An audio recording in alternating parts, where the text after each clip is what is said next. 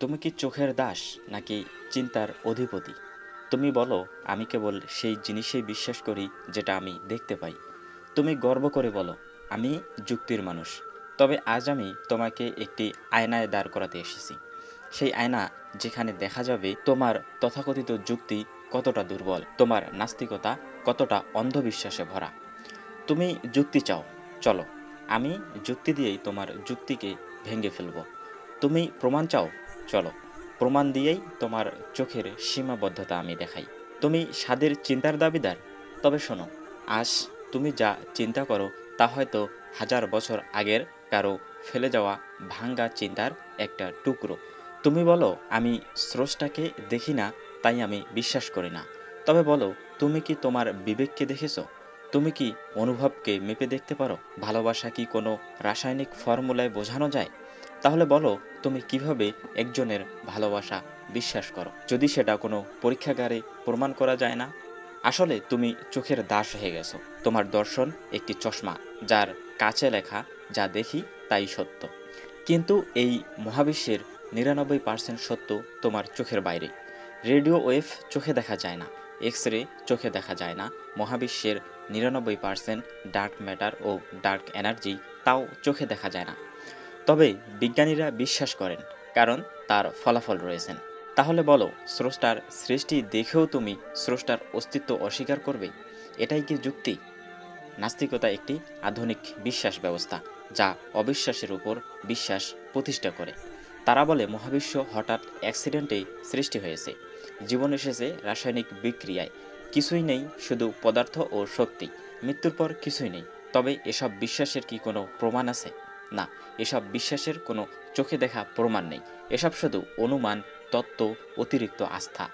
যেখানে বিশ্বাসের ভিত্তি নেই, সেখানে অবিশ্বাসী হয়ে যায় অন্ধবিশ্বাস। তারা বলে, আল্লাহ কোথায়?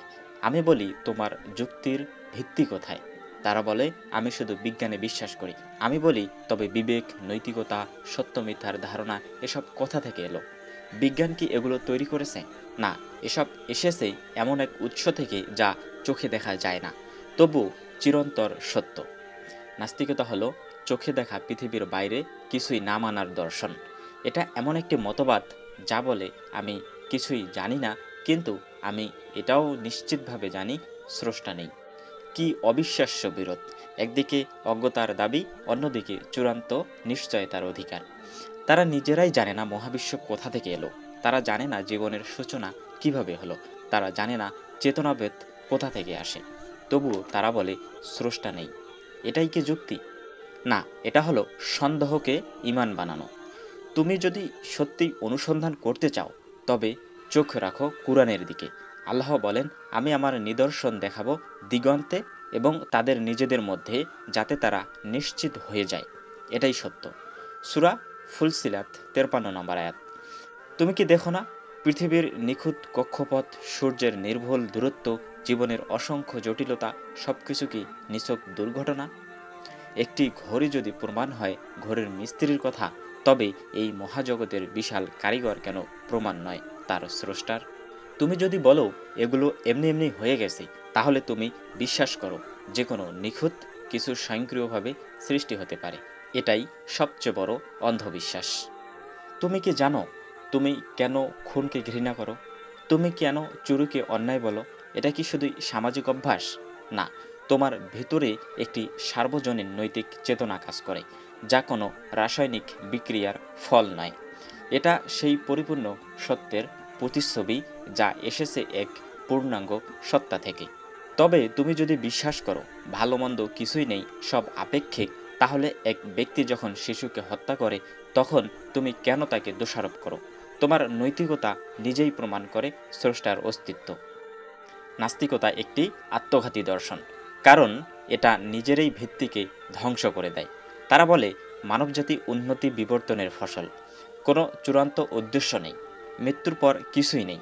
তাহলে বলো, তুমি কেন ন্যায় বিচার চাও? তুমি কেন ভালো কিছু করতে চাও? তুমি কেন অন্যের অধিকার নিয়ে লড়ো?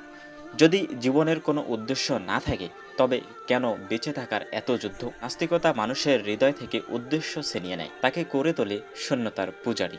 নাস্তিকতা বলে মৃত্যুর পর কিছুই নেই। তাহলে বলো, তুমি মরার পরে চিরদিনের ঘুমে যেতে প্রস্তুত, না তোমার হৃদয় চায় চিরন্ত কিছু?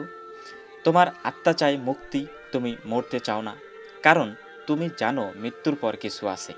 আল্লাহ বলেন, প্রত্যেক প্রাণীকেই মৃত্যুর স্বাদ গ্রহণ করতে হবে, আর তারা আমার কাছেই ফিরে আসবে।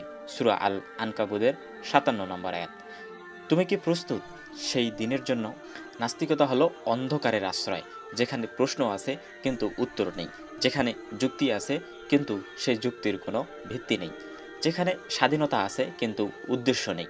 আজ তুমি চাইলে তুমি ফিরতে পারো সেই সত্তার দিকে, যিনি তোমাকে সৃষ্টি করেছেন, যিনি তোমাকে ভালোবাসেন, যিনি তোমাকে দুনিয়ায় পাঠিয়েছেন একটি উদ্দেশ্য নিয়ে। সেই উদ্দেশ্য ভুলে গিয়ে তুমি যদি শুধু যুক্তির নামে বিভ্রান্ত হও, তবে মনে রেখো, এটাই হবে তোমার সবচেয়ে বড় অন্ধবিশ্বাস।